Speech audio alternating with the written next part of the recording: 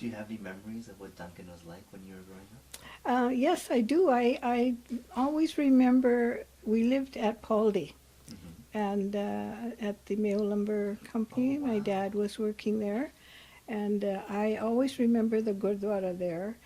And they had a well, and we didn't have any water in our homes, no pumps or no taps, so we always had to go to the well to get the water. And I would go with my father, and he'd have a big bucket, and I would have just a small pail. So we'd get the water, and his would be full, and by the time I got home, mine had all spilt. So I remember that quite clearly. Yeah. And I remember the Mayo house. My mom and Mr. and Mrs. Mayo, they were very, very close friends. And when their oldest son, Rajindi, was born, and I couldn't say Rajindi, and I would always say the Munda, the boy, and I would always say to my mom, let's go to the Munda's house. And up until now, even till he passed away, every time he saw me, he would say to me, here's your Munda.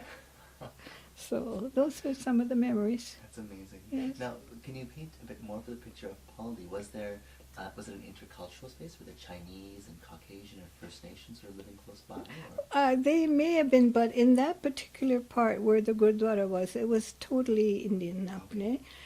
There were homes. There was two big homes. The biggest one was the Mayos themselves. And next door was Ganaya Singh. I think he was his brother or cousin brother. I'm not sure if he was a real brother.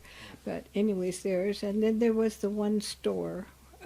They just had a post office and a little bit of confectionery and the Gurdwara. But the mill was the biggest thing. And I think for supplies, everybody went to Duncan to buy their... I see. or there used to be a truck that came along, a Chinese vegetable person, and he would come and everybody would buy their vegetables and fruit from him, and that would be it. Did you have lots of Indian food while you were growing up? Or? That's all we had.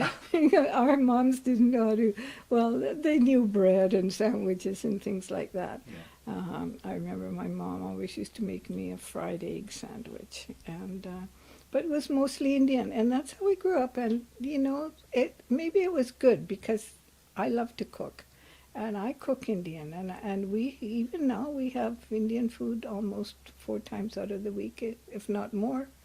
Or did you remember it being difficult to find things like dal? Yes, very much so. You couldn't at all.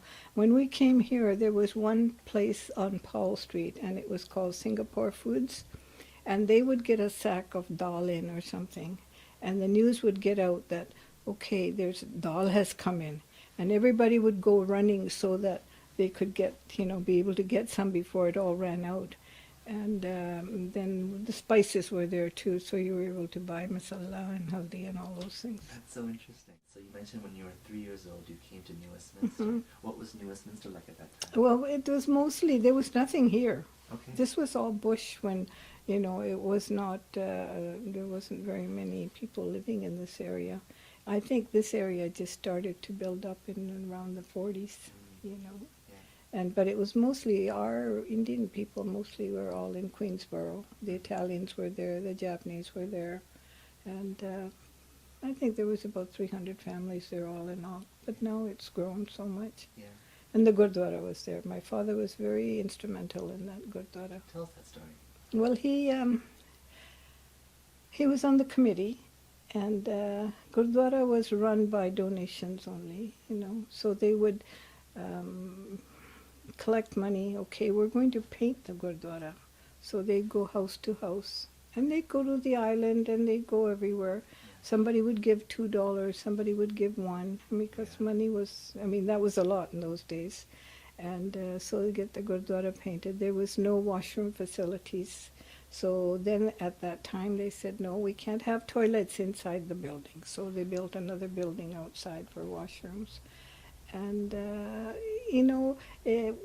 about 4 or 5 of them would get together and get all dressed, and they'd be going house to house. And when people saw them coming, some of them used to hide.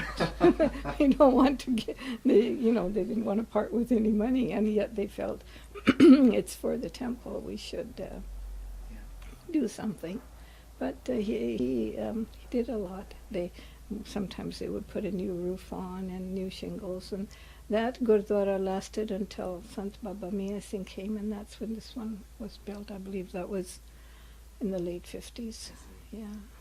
And I remember at the Abbotsford Gurdwara, you spoke about this wonderful story about Prasad and how you would collect the Prasad. You want to share that? Oh, in Abbotsford, Yeah, yes, yeah. yes. Well, they always, they had a lot of apple trees in Abbotsford Gurdwara.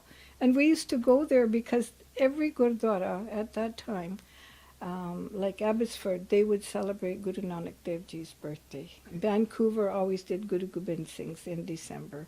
And Victoria always did Vaisakhi. And Mayo Lumber Company, they always used to have 1st of July. And the Fraser Mills, where that mill was, as I was saying, they had a Gurdwara there because there was just a small community of just Indian people living there, maybe 8 to 10 families, but they had a small Gurdwara. And that's where they always had celebrated Meva Singh's when they hung him, in May. Wow. Every year they had a khandpat or I believe it was a khandpat, and then everybody would go there, and so they all had their designations of what they were celebrating, so everybody would be able to go to that one. Yeah. And we used to go to Abbotsford on dump trucks because the bus would take too long, and it used to be always in November, and it'd be very foggy at that time. And the bus was all-day thing, sort of. You never got there in time. So there were a few families that had dump trucks, and they'd put the benches in the trucks in the back. Yeah. And we'd all get in there, and we'd dress up warm and take a blanket and go there. And that was a whole-day thing. You went in the morning, and you had lunch, and then afternoon they would have a Diwan Sajya again. And then when Prashad time came, they used to have a lot of apple trees there. And those apples were picked and washed and put in boxes. And when it came to give the Prashad, everybody got apples with their Prashad. And us kids, we used to think, who can collect the most apples? After everybody had one, if there was some left over, they would give some more to the children.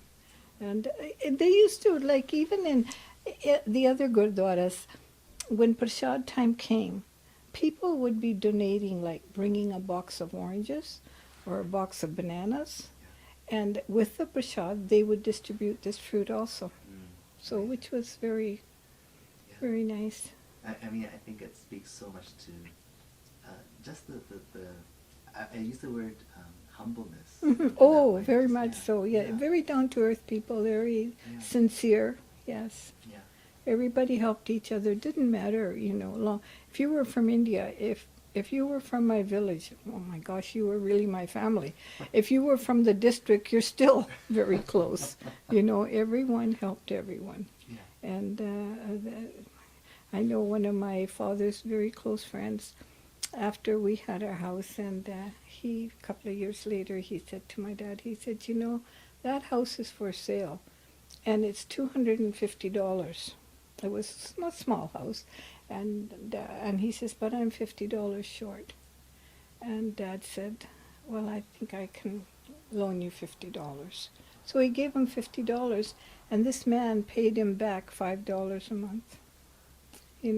I mean, it was just word. He didn't have to. There was nothing proven, that no check, no nothing. He just gave him $50.